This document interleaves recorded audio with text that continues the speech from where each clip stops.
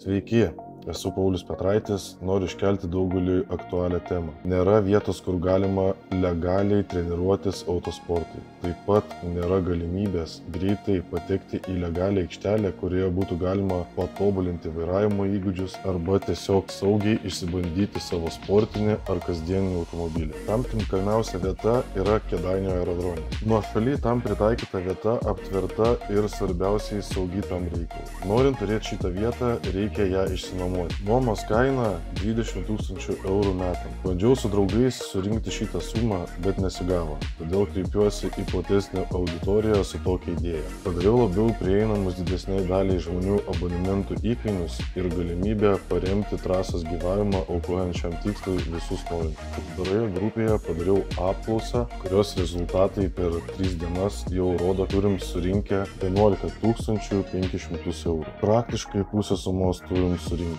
Visi norintys, kad šita trasa būtų atidaryta, perkate abonementus pagal sąrašą 1, 2 arba 3 variantą.